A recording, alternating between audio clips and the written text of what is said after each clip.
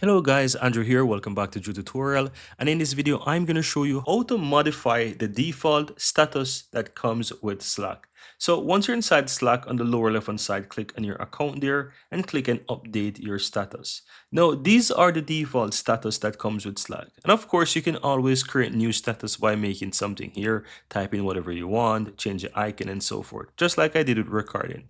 Now, this one is saying commuting, but I would like to say it to, for example, driving. Now, in order to change this, you're not able to change it directly from here. What you need to do is look towards the bottom. You'll see edit suggestion for Drew.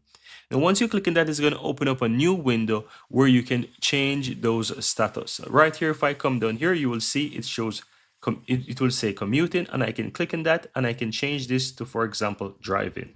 Right? Normally, it would take me 1 hour to travel by car. So I'm going to switch this from 30 minutes to 1 hour. And if you want to change anything else, you can always do it. If I want to change the icon as well, I can change it. So I like the car, so I'm going to leave it as is. But if you want to type in, for example, a bus, you can type that in as well and change that to a bus, as you can see right here. But I don't drive a bus, so I'm going to leave the car because the bus is what was shown before and I've changed it. So I'm going to put a car back there.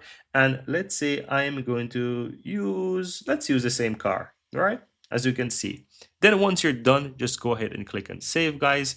And once you head back over to your status, you will see that it's changed. See, it's changed to driving.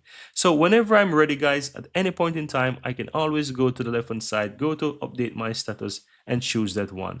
Then I can go ahead and choose. Now, what I recommend for you to do is to actually update the notification settings. As you can see right here that I set that to driving, but it doesn't allow me to change that to do not disturb. So what I recommend that you do when you're making those changes to the status, let's say you select a particular status, let me go back there and come here and select that, change the notification options directly from here. Click the drop down, choose if you want to receive the notifications or not. If you're driving, you don't want to receive notifications, so you can pause that for at least for the time being and click and save. And that's pretty much it, guys. Once you're done, if it reached the 1 hour, it will clear by itself. Or if you arrive at your destination before, you can just simply click to the left hand side and click on clear status. And that's it. Very easy and very simple.